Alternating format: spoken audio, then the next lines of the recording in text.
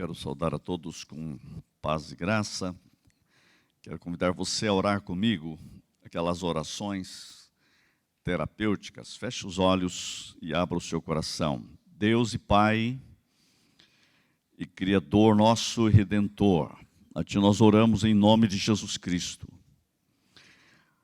Senhor, nós não podemos avançar em nossas vidas neste dia, a não ser que a Tua bênção nos acompanhe. Não permita, Senhor, que o vigor físico que nós sintamos pela manhã, ou a força da saúde que nós estamos experimentando, qualquer possível situação de sucesso em todos os nossos empreendimentos, nos enganem, ao ponto de nós confiarmos mais em nossas próprias forças e no nosso próprio entendimento. Pois nós queremos e devemos reconhecer que todas as nossas vidas, nós queremos confiar em Ti, Senhor.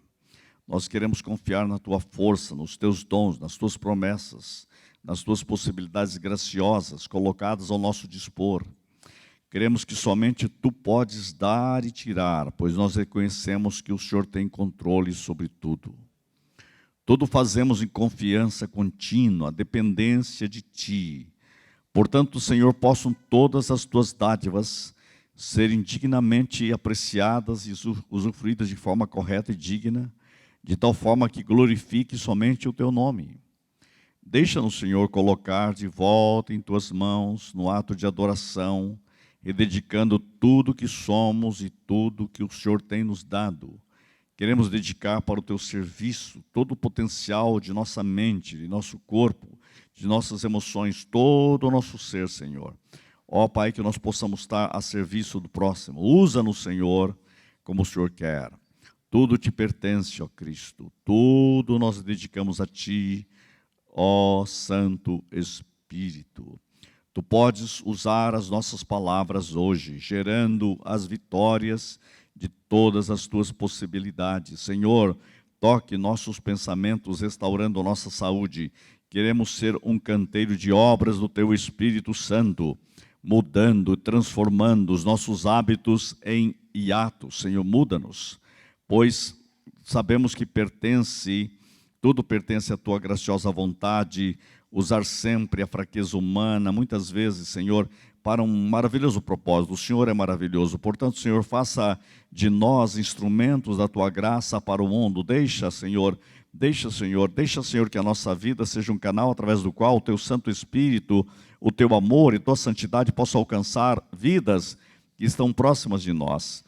Em Tua solene presença, ó Deus, nós lembramos dos nossos amigos, dos nossos concidadãos e especialmente os excluídos dentro das portas das nossas cidades, Senhor. Nós clamamos e pedimos que Tu possas dar a graça aos Teus filhos, a fim de que cada um deles possa servir uns aos outros com amor e dedicação, de forma contínua, para a glória do Teu nome. Ó bendito Cristo, que Tu possas receber, que nós possamos receber, Senhor, de Ti a mais preciosa vida redentora a favor dos outros seres humanos. Livra-nos, Senhor, de todos os pensamentos egoístas que buscam autossatisfação e os valores, muitas vezes, das riquezas passageiras. Livra-nos de tudo isso, Senhor. Muda, Senhor, o que necessita ser mudado, enchendo todas as nossas horas de nosso dia com atitudes de autoentrega e amor comprometido com os desejos de Cristo. Dá-nos hoje Tua graça para seguir o caminho que foi trilhado um dia por Ti. Em nome de Jesus Cristo nós oramos, para o louvor da Tua glória, hoje e para sempre. Quem crê e recebe diz, amém. É isso, vamos continuar orando assim. Hoje eu quero convidar você para um estudo que tem o tema que está ali, uma nova consciência em Deus. Timóteo capítulo 1, versículo 5, é surpreendente esse texto. Ora, o intuito da presente demonstração visa ao amor que procede de um coração puro e de uma consciência boa, e de uma fé sem hipocrisia.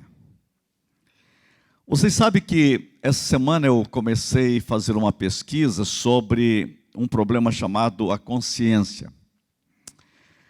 E é impressionante todos os textos que aparecem na Bíblia onde fala de consciência. Senhora, você pegar ou no seu smartphone ou no seu computador e você pegar todas as vezes, se você colocar a palavra versículos de consciência na Bíblia, você vai ficar muito impressionado.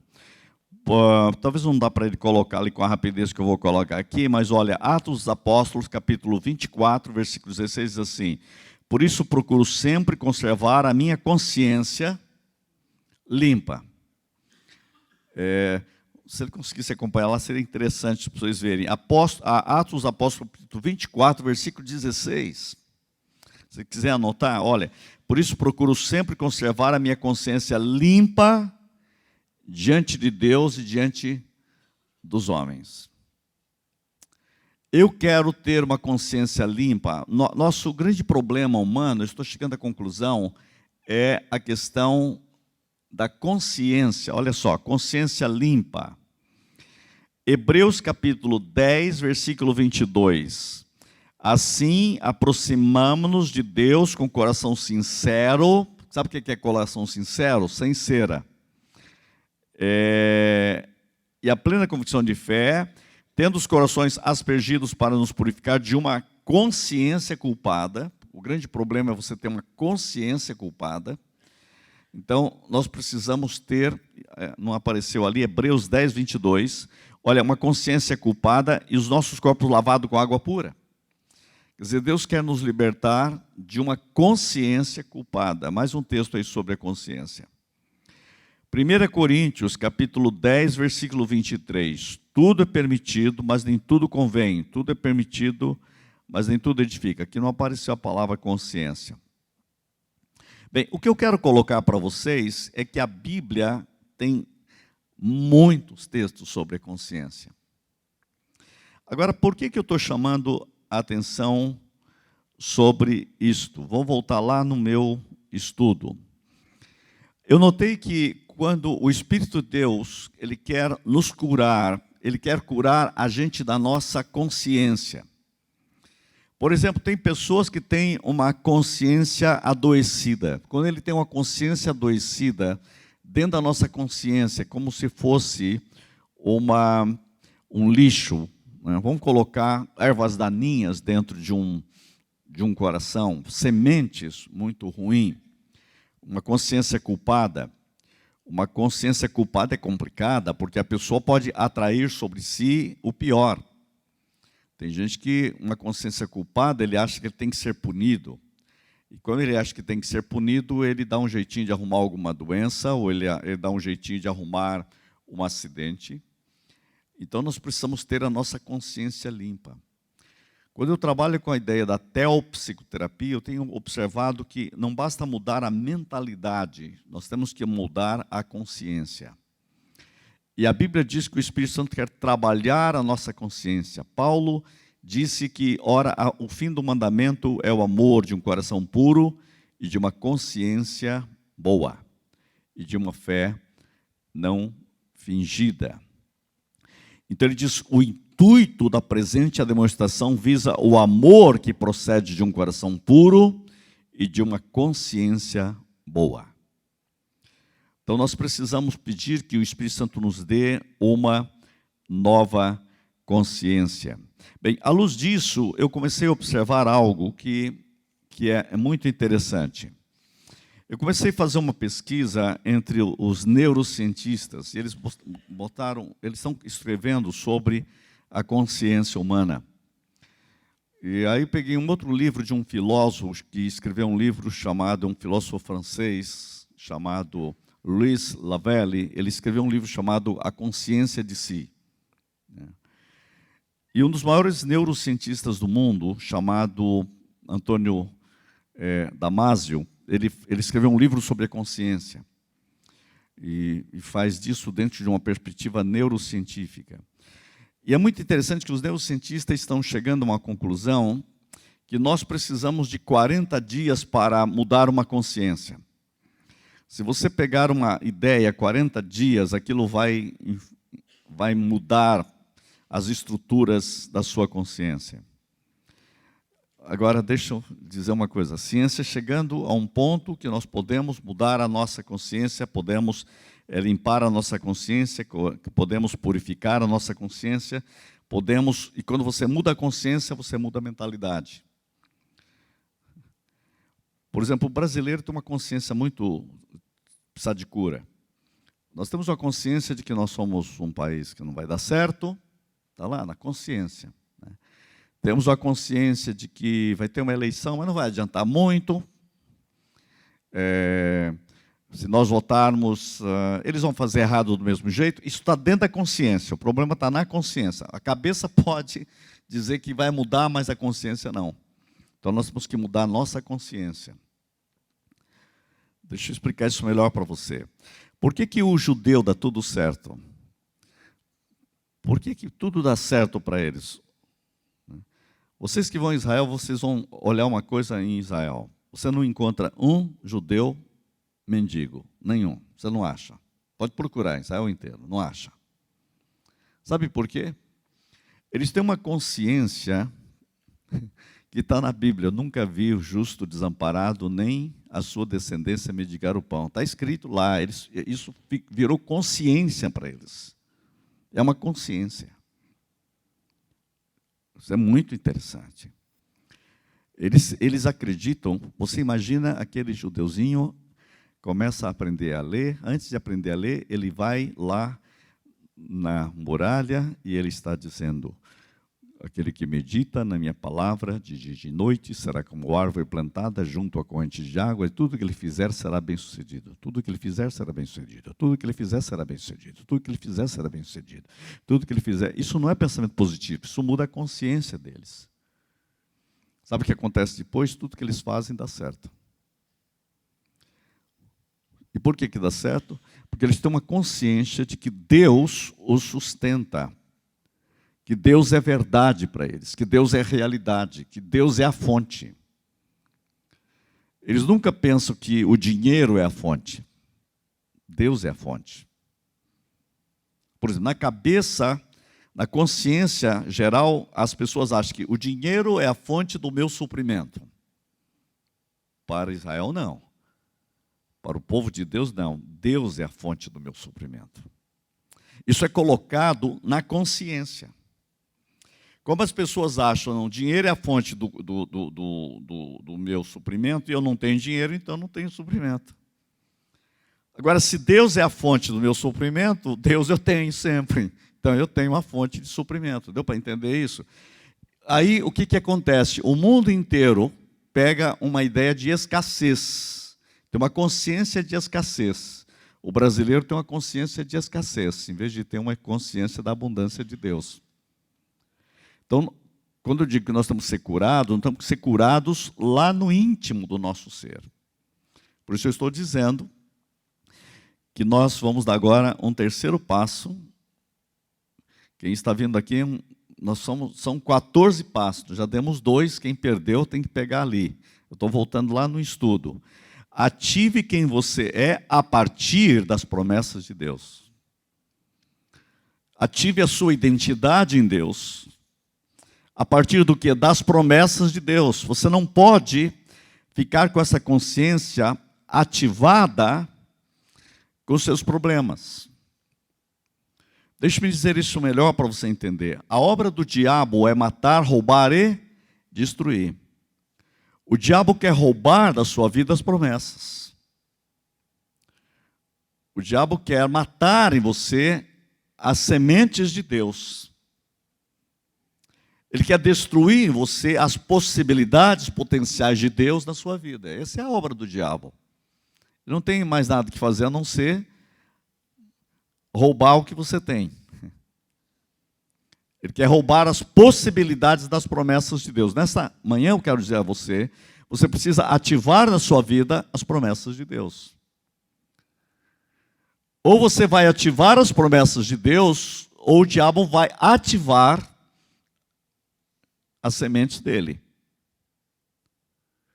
Então nós precisamos ter ativado em nós as promessas de Deus, a cura de Deus, as possibilidades de Deus. A Bíblia diz, por exemplo, que você não deve deixar entrar na sua vida a raiz de amargura, e está lá em Hebreus, que vai contaminar a muitos. Quer dizer, a amargura é uma semente que o diabo gosta de regar e adubar, e vai gerar fruto. E sabe quem vai colher? Você e os outros. Então, o problema da nossa consciência é que o diabo aduba. Há um livro de John Boveri, muito interessante, eu acho que já está até em PDF, vocês podem conseguir pelo WhatsApp, pelo Google mesmo, chama-se A Isca de Satanás. Sabe qual é a isca de Satanás? Pode escrever. A Isca de Satanás, você vai ver um livro incrível. Ele não é muito grosso. Quem passou esse livro para mim ler foi o Asaf Borba. Achei fabuloso esse livro. Esse é o mesmo autor daquele livro que eu falei, Paixão pela Sua Presença. Eu estou com outro livro dele aqui, chama-se Movidos pela Eternidade. Ele também tem um livro, A Isca de Satanás. Qual que é a isca de Satanás? Amargura. Então a pessoa guarda uma amargura contra o pai, contra a mãe, contra o irmão, contra o empregado, contra o patrão, contra não sei quem, contra ele mesmo. Essa amargura vai gerar o quê? Tudo. E a Bíblia diz que você tem que arrancar a raiz de amargura. O diabo sabe, olha, se eu jogar uma amargura aqui, eu vou infectar a pessoa. E essa amargura, ela o que? Ela potencializa as enfermidades. Ela ativa a enfermidade.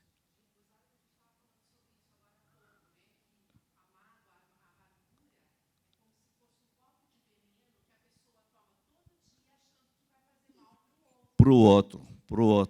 E ele mesmo é que está se envenenando. Essa é a isca de Satanás. Quer dizer, você bebe o veneno que você quer dar para o outro. Esse é um dos maiores problemas. E tem gente que está guardando amargura desde criança. Aí essa amargura vira uma doença, pode virar uma doença terminal. Porque quem alimenta a amargura é você mesmo. Ela não tem vida própria. Quem dá comida para ela, ela fica gordona. Tem gente com amargura obesa dentro dele. De tanta comida que ele deu para a amargura. Estou amargurado. E dá comida, isso que é pior. Jesus disse, eu tenho uma comida para comer que vocês não conhecem. A comida que eu tenho para comer é a vontade do meu Pai. Agora você pega a vontade do Pai, que é comida, dá para a amargura, vê se ela come. Ela morre desidratada. Para de alimentar o medo, a amargura, o ressentimento. Gente, isso é um problema nosso dentro da nossa consciência. Isso, Deus quer nos curar de nós mesmos. É esse passo que eu quero dar com vocês hoje. E agora eu estou usando a ciência para dizer que a ciência diz que se você pegar, meditar na palavra, por exemplo, meditar em algo diferente, 40 dias, você altera a sua consciência. E aí que eu quero mostrar algo incrível. Olha, uma nova consciência, 40 dias. Ative as promessas de Deus em sua vida. Deixa eu ler aquele texto lá de Colossenses, só para vocês verem onde que eu quero trilhar o caminho. Colossenses, todo mundo sabe onde é Colossenses. No livro de Colossenses, no capítulo 2, no versículo 14, diz assim, tendo cancelado o escrito de dívida que era contra nós e que constava de ordenanças Olha que a palavra diz: o qual nos era prejudicial, removeu inteiramente, escravando-o na cruz e despojando os principados e potestades, publicamente os expôs ao desprezo, triunfando deles na cruz. Jesus cancelou toda a dívida, né? Isso que é o ponto que depois eu vou chamar mais atenção. Pode.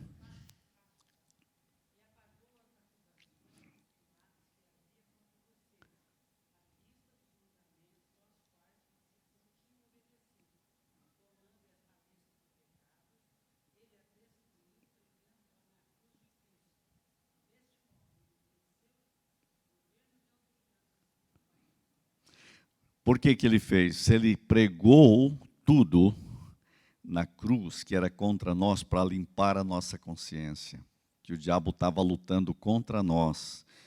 Eu li esse texto para vocês verem que o diabo, ele trabalha na nossa consciência dizendo que nós estamos com dívida. Tem gente que acha, porque está com dívida.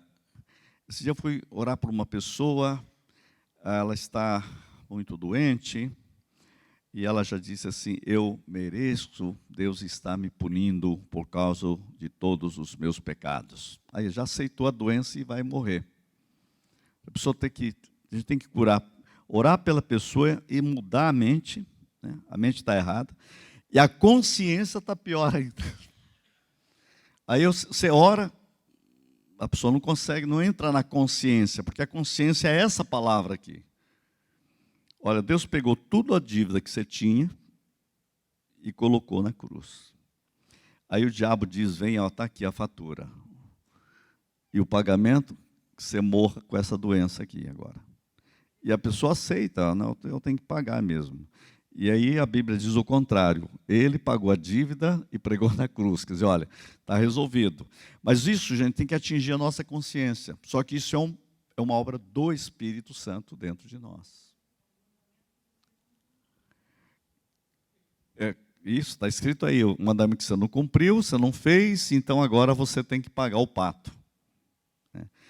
E nós temos que deixar que a Bíblia nos cure. Agora veja algo muito interessante sobre isso.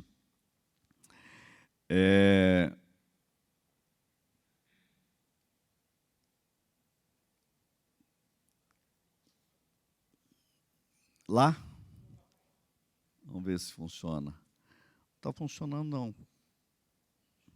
Vê aqui, como que eu faço para... Mudou agora? Tá. Mas não tem que estar aceso aqui, olha aqui para mim. Dá uma olhadinha em uma coisa na Bíblia aqui interessante, que bate muito com o mundo científico, olha só. 40 dias e 40 noites do dilúvio. Deus vai começar uma coisa nova no mundo. Quanto tempo que ele fica? 40 dias. Olha outra coisa. Não, volta para mim lá em cima, lá, que já que saiu do lugar. 40 dias e 40 noites, Moisés passa onde? Num monte. Deus tem que mudar Moisés, gente, por dentro. 40 dias. 40 dias. Deus não apenas deu a lei, podia dar a lei num dia, não podia? Mas ele passa 40 dias. Por quê? Porque Deus não quer apenas dar a lei, Deus quer mudar a consciência de Moisés. Moisés tem que ser mudado por dentro. Aquilo tem que injetar dentro dele 40 dias.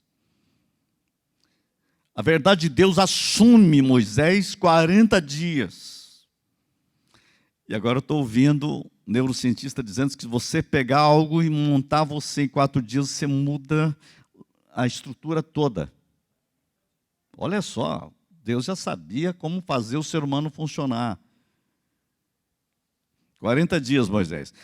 Por isso que Moisés nunca falou em voltar para o Egito. Deus tinha mudado a consciência dele. O problema do povo de Israel é que ele estava com a consciência do Egito. Consciência do Egito. Moisés recebe uma consciência do céu. Quando tem uma consciência do reino de Deus, você vê, o povo que era escravo queria voltar para o Egito, para ser escravo de novo. Moisés, que era filho da filha de Faraó, nunca quis voltar para o Egito. Sabe por quê? Porque ele descobriu algo novo. Deus mudou a consciência dele. 40 dias. Quando eles vão para a terra da promessa, o que acontece lá? Sabe quantos dias eles ficam lá na terra, os espias? 40 dias também. Por quê? Porque Deus quer dar àqueles homens uma nova consciência. Só que 10 não deu certo. Só 2 pegaram a nova consciência. A consciência da terra. O que Deus vai fazer, o que Deus vai fazer, o que Deus vai fazer, o que Deus vai fazer. Voltaram, o que Deus vai fazer é isso. Josué e Caleb pegam a consciência da terra. Consciência do novo de Deus. Quanto? 40 dias. Jesus vai para o deserto quantos dias? 40 dias. Vai começar uma nova realidade. Ele assume consciência total da sua missão em Deus. Aí Jesus ressuscita. O ressuscitado está presente na igreja. Quantos dias? Ele leva para subir ao céu? 40 dias de novo. Porque a igreja precisa entender que há uma nova consciência. Cristo está presente. Cristo está presente. Todo dia estão pensando, Cristo está presente, Cristo está presente, Cristo está presente. 40 dias, pronto. Agora ele pode ir. Porque isso agora virou uma consciência da igreja. Deu para entender? Aí você fica aí patinando. A gente tinha que pegar um projeto 40 dias, sabe? Meditar na palavra, olhar a palavra. Senhor, isso é verdade na minha vida, isso é verdade na minha vida, isso é verdade na minha vida. Senhor, muda a minha consciência cristã, Senhor. Purifica a minha consciência, Senhor. Purifica a minha consciência. Porque senão você fica lá, estou derrotado hoje. Como vai a sua vida? Indo. Como está? Caminhando. Mais ou menos. Aí eu já pergunto, mais para mais ou mais para menos? Ele fala assim, mais ou menos. 40 anos passam no deserto. Vai para lá, vem para cá, vai para lá, vem para cá, e dando volta, e dando volta. Aí você encontra o crente 20 dias depois, ele, a vida é difícil e tal. E está no deserto de novo e com saudade do Egito. E muitos já voltaram, inclusive. Muitos já voltaram para o Egito. Muitos que andavam bem voltaram a ser escravos. Sabe por quê? Vou dizer hoje para você, a chave, a consciência não foi mudada. Não tem a consciência cristã, a consciência do reino. A consciência das verdades de Deus não assumiu a totalidade do ser.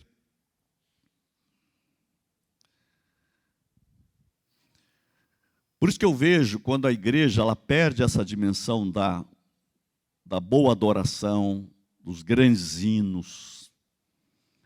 O crente cantava os hinos todo dia, né? O cara saía da igreja aqui e cantava lá, quantas muitas bênçãos, desde quantas são. Chegava em casa cantando, segunda cantando, terça cantando, quarta, tal. Chegava assim, você via, o sujeito estava brilhando no meio das trevas. É uma radiante realidade. Sabe por quê? Porque aquilo é verdade.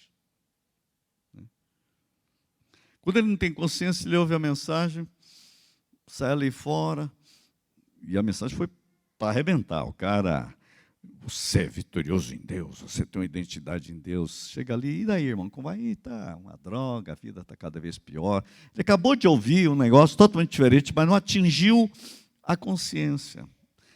E a mente negativa é produto de uma consciência apodrecida. E aí você tem este mundo cada vez mais doente. De todas as idades, nós precisamos disso aqui. 40 dias da ressurreição acontece a ascensão de Jesus. Então, nós precisamos pedir que Deus nos cure. Então, bem-vindos a esse degrau. Hoje vamos explorar ainda mais a ativação do que temos falado. Gente, vamos aprender o seguinte: qualquer situação que você tem vivido com Deus, você tem que entender que essas situações que acontecem na sua vida, imagine sua vida como se fosse um jardim, tem sementes esperando para serem ativadas. É isso que eu gosto de pensar. Cuidado com as sementes de Satanás, a amargura, ressentimento, complexo de inferioridade. Ele rega, ele aduba. Ou você pode ter sementes de Deus, promessas de Deus, propósito de Deus na sua vida, inteligência. Olhe para os seus filhos e netos, ative neles a inteligência, criatividade tem que ser ativada. O que eles podem ser, quando a Bíblia diz tudo que você fizer será bem sucedido, e a Bíblia é um regar de Deus. Quando os pais regam seus filhos com a palavra, adubam com a palavra, a semente cresce vitoriosamente. Gratidão. Gratidão é um adubo poderosíssimo.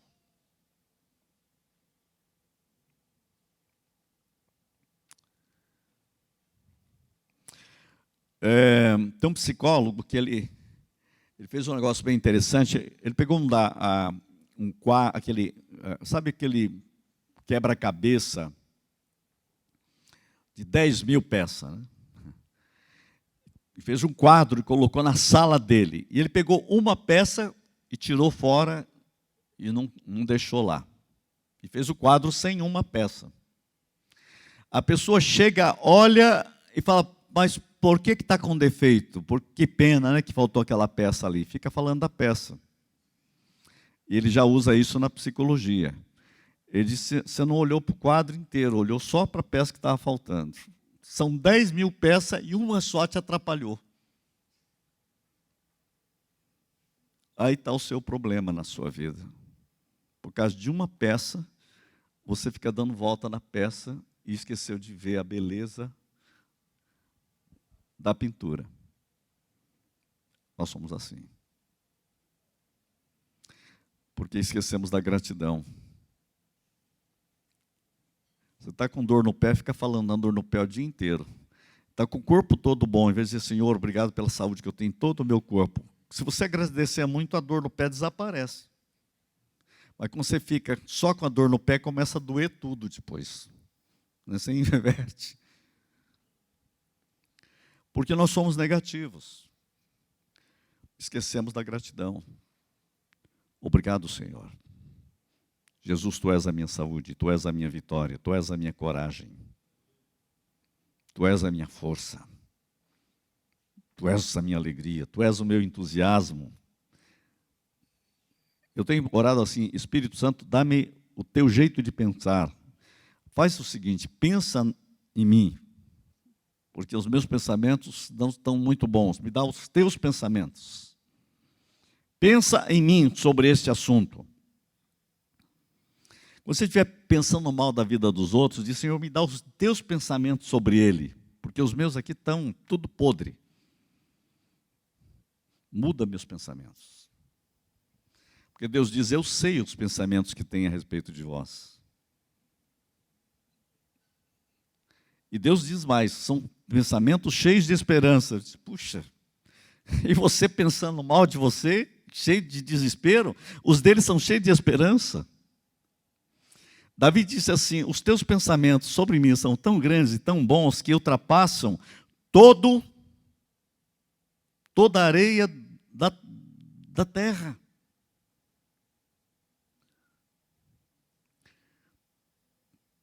Tudo que você pensa de bom de você e das pessoas, acho que não enche nem uma xícara de areia. E o que Deus pensa de você é maior do que toda a areia do mundo. Senhor, faça eu entender os teus pensamentos, Senhor, um pouquinho só. Está entendendo? Ter consciência disso. O que Deus pensa de mim.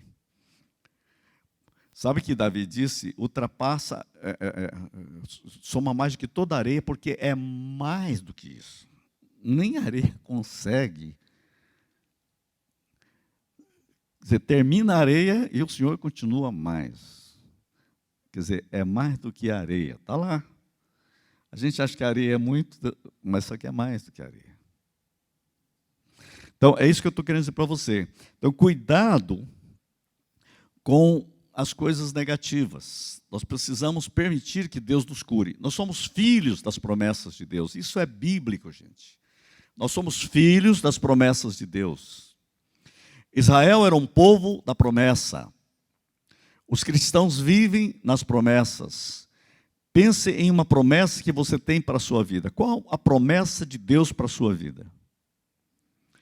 Peço que Deus oportunize essas promessas na sua vida. Eu sempre trabalho com dois textos muito fortes na minha vida. A Bíblia diz, tudo que você fizer será bem-sucedido. Isso é promessa, não é? Por quê? Porque eu medito na palavra de dia e de noite. Se eu meditar na palavra de dia e de noite, é uma promessa para mim. Tudo que eu fizer será bem-sucedido.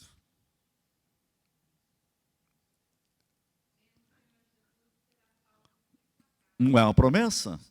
Senhor, a tua promessa, há uma promessa sobre toda a minha família. Há uma promessa de salvação para os filhos e netos. Senhor, é a tua promessa. Eu vou ativa essa promessa na minha família. Deus não diz que se você for fiel nos dízimos, Deus vai repreender o devorador. Não é uma promessa? Senhor, ativa essa na minha vida contra todo devorador. É a tua promessa. Eu sou filho da promessa. Qual é a promessa de Deus na sua vida? Tem gente que tem, além da promessa bíblica, tem promessa profética. Tem uma palavra de profecia sobre você. E são promessas de Deus.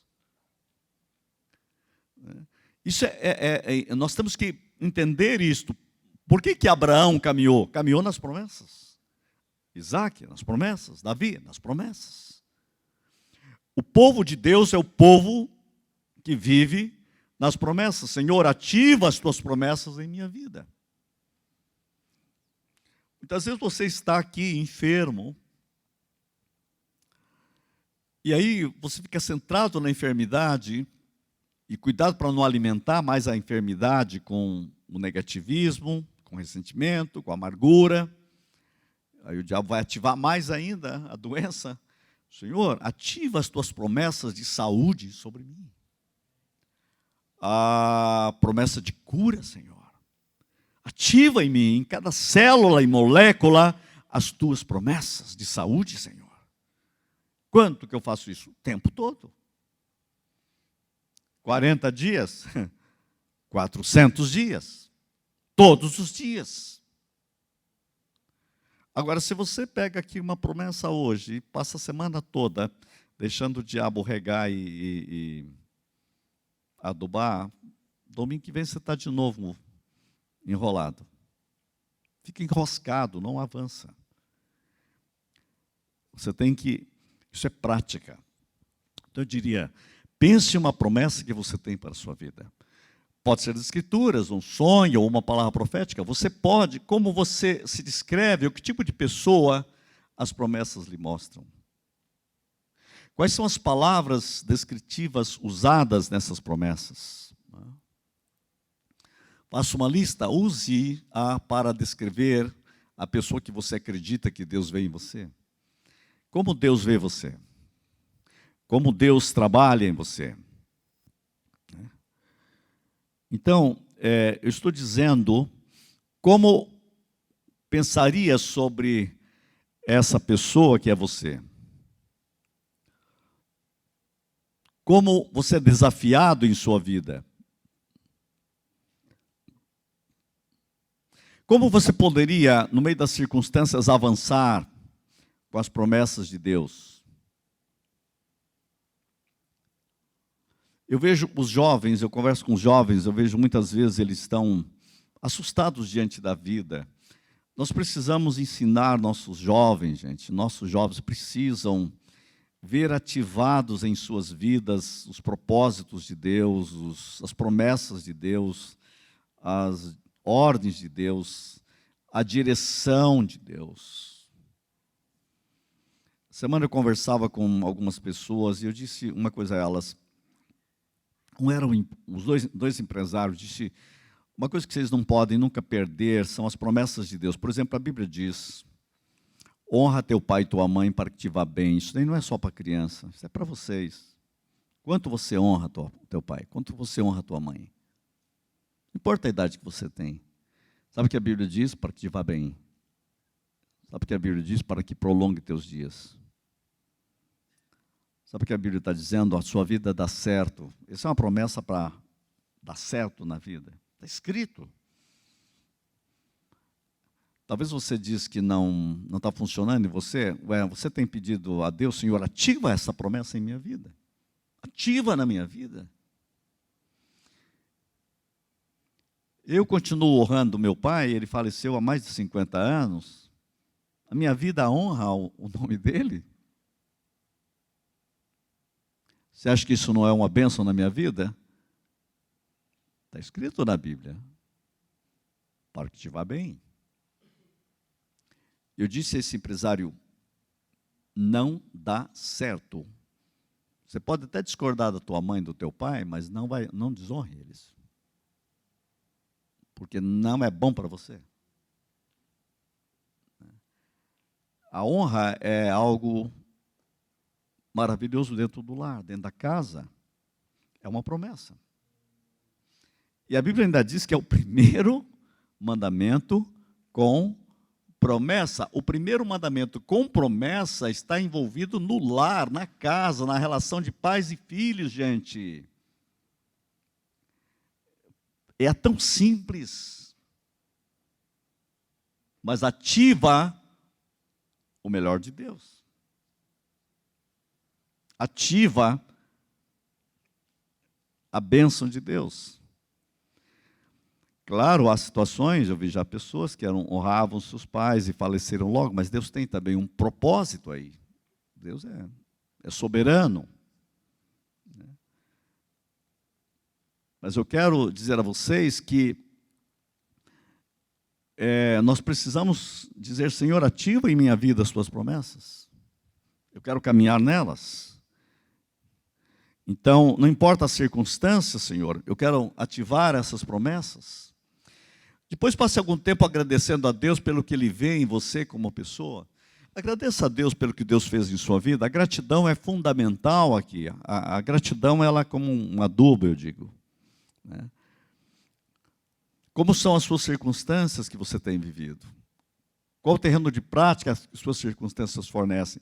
Eu quero dizer para vocês que Deus usa as circunstâncias para nos levar à maturidade. Deus usa as situações para nos levar para frente. Então nós precisamos ativar isso. Um dos desafios dessa ativação é que muitas vezes você se sente desconfortável no início. Né? Isso pode acontecer, mas eu quero dizer que você pode, você precisa. Né? Como Deus me vê? Olha, Deus me vê como um filho amado. Eu já estudei isso aqui com vocês. Deus me vê, porque eu sou um propósito de Deus. Você veio a este mundo como um plano, como um propósito de Deus. Deus vê você como um filho. Deus quer abençoar a sua vida. Nós precisamos saber que Deus é a fonte de tudo que nós precisamos. Né? Há um pensamento interessante. Lembre-se sempre de que viver nossa verdadeira identidade em Cristo é um processo. Lembre-se disso. Use a mentalidade, eu sou. Eu gosto muito de uma frase que alguns psicólogos da psicologia positiva têm trabalhado, eu acho muito interessante. Eles falam, eles dizem que uma coisa é dizer eu sou, outra coisa é dizer eu estou me tornando, porque muitas vezes você diz, por exemplo, eu sou uma pessoa calma, ele diz, bem, eu não sou calmo, eu estou mentindo, não, eu estou me tornando cada dia mais calmo. Né? Então a ideia é o seguinte, você tem que dizer a você mesmo, em Deus, Senhor, eu estou me tornando cada vez mais eu estou num processo de mudança, o Espírito Santo está trabalhando em minha vida. Muitas vezes essa questão da nossa consciência, é porque muitas vezes a gente fica emperrado no eu sou. Por exemplo, você pode até dizer, eu tenho vivido uma vida de fracasso, mas eu estou me tornando cada vez uma pessoa vitoriosa em Cristo. Ou você vai dizer, eu tenho estado enfermo, mas eu estou me tornando cada vez mais saudável. Sabe, quando você diz isso, Senhor, ativa em mim esse estou me tornando. Porque Paulo diz que nosso homem interior tem que crescer. Como que pode? O homem interior crescer é a vida de Cristo em mim, quer dizer, eu estou me tornando mais cheio de Cristo, é isso que eu estou dizendo. Então eu tenho mais a saúde de Cristo, mais o equilíbrio de Cristo, mais a vitória de Cristo, estou me tornando cada vez mais. Eu vou me tornando mais cristão. Paulo diz que o nosso homem interior tem que renovar. Jesus, se não vos tornardes como criança, vocês não podem entrar no reino de Deus. Quer dizer, eu estou cada vez mais jovem espiritualmente. Então, quando eu chego para você dizer assim, como vai você cada vez mais jovem, eu estou dizendo, você está se tornando mais jovem, porque a Bíblia diz que se não vos tornardes como criança, não entrarás no reino. Quer dizer, eu tenho que tornar mais criança no sentido, eu creio mais como uma criança, eu me entrego mais como uma criança, eu dependo mais de Deus como uma criança, eu tenho mais a pureza de consciência como uma criança.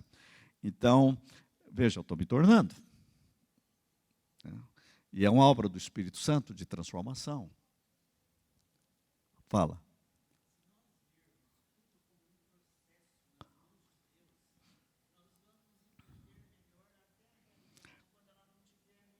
Você usou a palavra bonita aí, processo nas mãos de Deus.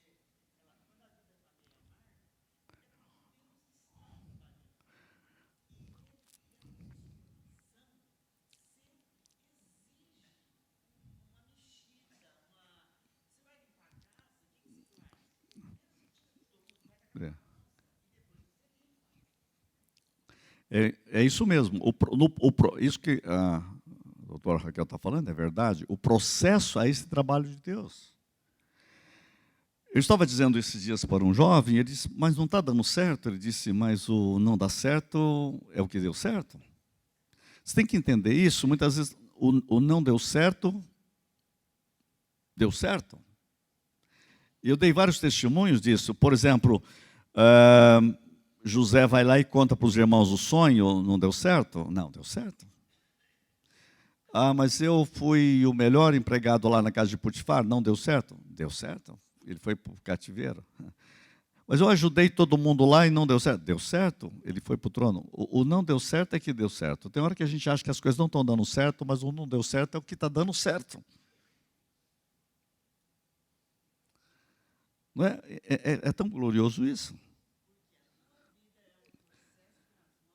É um processo nas mãos de Deus. Aí eu contei um testemunho, eu tinha 24, 25 anos em São Paulo, tinha terminado a faculdade, vocês imaginam, eu tinha terminado com 24 anos já a faculdade de teologia, de filosofia e uma faculdade que eu fiz lá de psicanálise. Aí eu fui indicado pelo cara mais poderoso do exército para ser capelão do exército. E eu fui, fiz todos os testes, tudo certinho, não tinha outro jeito, eles queriam alguém, tinha muito padre, tinha que ter um pastor no meio, e eu ia me tornar um capitão. Aí esqueci de levar um documento do presbitério que era necessário. Aí eu falo, puxa, eu tenho que ir lá buscar o documento. Uma voz interior, naquela época eu não era assim, tão carismático, né? Mas uma voz interior disse, eu não quero isso para você. Eu peguei tudo, joguei no lixo e esqueci daquilo. Fui embora. Aí eu disse, puxa, eu podia ter feito isso, não deu certo. Aí hoje eu olho para trás e disse, deu certo? Você imagina se eu tivesse feito isso, eu teria me enrolado lá com algumas coisas, eu não estaria aqui, não seria benção na vida de vocês, podia ser benção outro tempo, a minha vida mudaria totalmente, E quando eu falo, aí eu estava falando para um jovem, isso assim, deu certo? Então, quando parece que não dá certo, é que deu certo.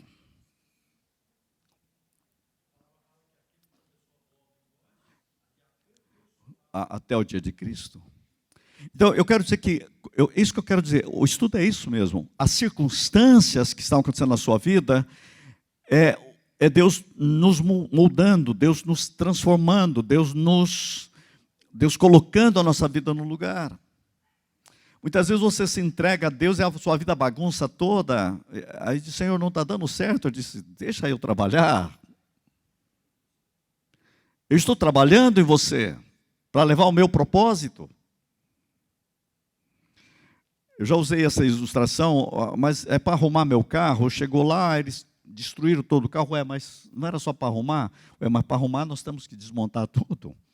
De vez em quando, deixa o mecânico e o pessoal trabalhar com liberdade para colocar o teu carro em ordem. Quando você diz, Senhor, entrego toda a minha vida a Deus, quando você vê, mas o que ele fez? Ele está trabalhando. E há situações e circunstâncias que Deus vai nos levando. Então, eu digo, Deus está no controle. Então, esse tornando é esse trabalhar de Deus. Reconhecemos que para Deus, nossa identidade completa em Cristo é sua realidade. Mas também estamos em um processo para também nos tornarmos essa realidade. Então, em Cristo, nossa vida já é uma realidade em Cristo, mas o Espírito Santo tem que pegar essa realidade, transformar a nossa realidade. E aí, ele usa muitas situações, e vai trabalhando a nossa fé, e vai trabalhando o nosso ser. Senhor, eu quero ser operado por Ti, mudado por Ti, transformado por Ti. Eu estou me tornando. Deus está trabalhando. Eu sou um projeto inacabado. Deus continua trabalhando. E é bom que não seja acabado, porque a hora que acabar, Ele leva você embora. Então, Ele continua trabalhando. Senhor, eu continuo trabalhando mais longo. Eu continuo na oficina de Deus. E aí que eu digo que nós não podemos ficar julgando as pessoas. A gente precisa parar de julgar as pessoas estão sendo trabalhadas por Deus, gente. Aparece alguém, a gente já começa a falar mal. Você faz 30 anos que ainda está com problema, outro acabou de chegar, você acha que ele tem que ser melhor que você? Para com isso. Deixa Deus trabalhar as pessoas. Quantas coisas em minha vida demorou tanto tempo, eu quero que o outro seja rápido. O maior problema nosso, como pais, é que nós não queremos que os filhos passem pelo tratamento de Deus que nós passamos. Mas tem uma coisa que eu vou dizer para vocês, não funciona. Deus não faz diamante em micro-ondas. Deus não faz diamante em micro-ondas. Muitas vezes ele pega o diamante e bota mesmo no meio do vulcão. Eu estou no meio do vulcão. Deus está trabalhando você. Não é fácil olhar isso, mas não tem outro jeito. Fala.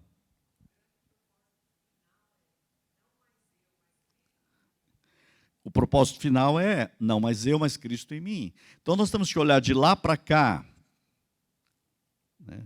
Por isso que eu digo que nós temos que ser movidos pela eternidade.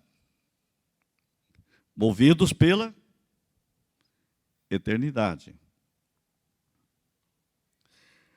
Irmãos, é tão bom.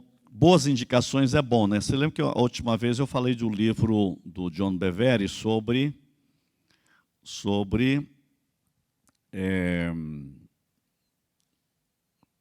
paixão pela sua presença, sobre a intimidade com Deus. Mas eu estou com outro livro aqui que é incrível. Só o nome do livro vale o livro, né? Você não precisa nem comprar por causa do nome, mas o nome, Movido pela Eternidade. Faça sua vida valer a pena hoje e sempre. Esse irmão tem sido muito abençoado no que ele escreve, muito pastoral, mas eu trouxe para contar uma história sobre o Movido pela Eternidade. Vocês verem o que é propósito. Tinha um sujeito chamado, vamos ver se eu acho o nome dele aqui. Ele viveu na Grande Depressão da Primeira Guerra Mundial, na depressão econômica, e ele se tornou um vagabundo, cheio de pequenos crimes e alcoólatra, na Austrália. Mas um dia ele encontrou Jesus Cristo. O nome dele é Arthur Stacey. Arthur Stacey. No dia 6 de agosto, foi esses dias então o aniversário, de 1930, ele encontrou Jesus Cristo. Foi salvo este homem. Um vagabundo da rua da Austrália. Pequenos crimes, alcoólatra. Numa igreja, ele ouve o pastor dizer o seguinte: eu gostaria de poder gritar eternidade por todas as ruas de Sydney. Bem, esse homem faz o seguinte: o Arthur, ele se sentiu impelido e ele começou a levantar todos os dias para orar de madrugada. Orava por 1 hora de madrugada e saía às 5 horas da manhã até às 5h30, e ele virou um pichador em Sydney. Sabe o que ele escrevia? Eternidade. Escrevia em vários lugares, eternidade. E ninguém sabia quem tinha escrito aquilo. Todo dia. Todo dia. Todo dia. Pichador.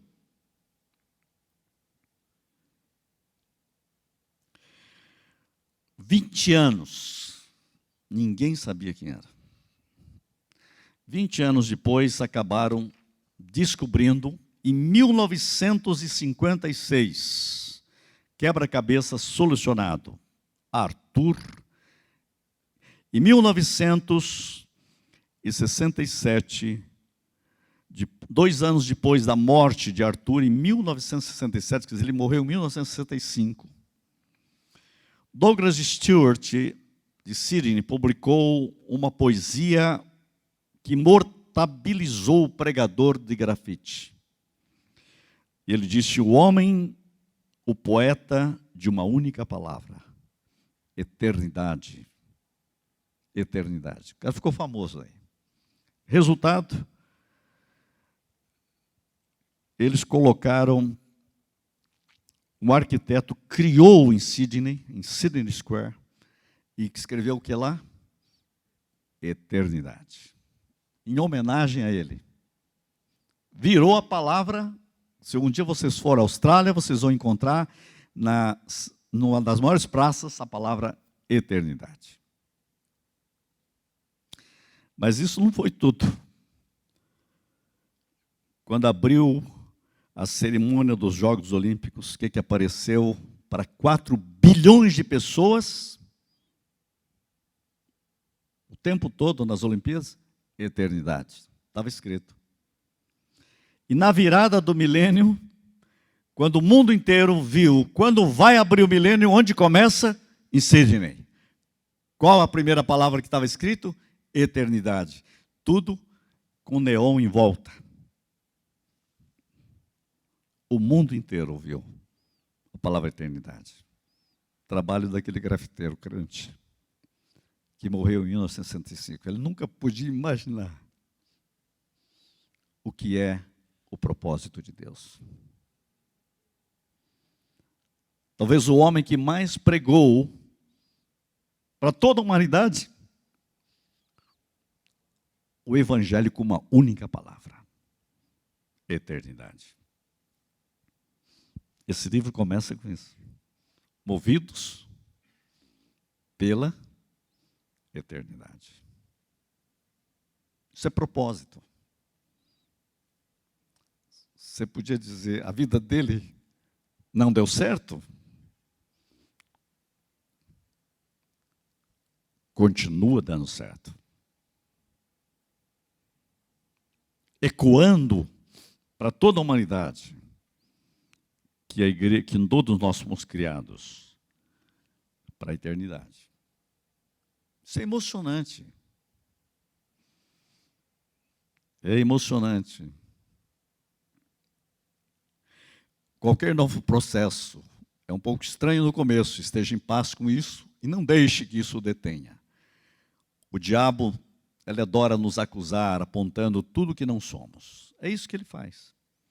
Ele quer dizer o que você não é.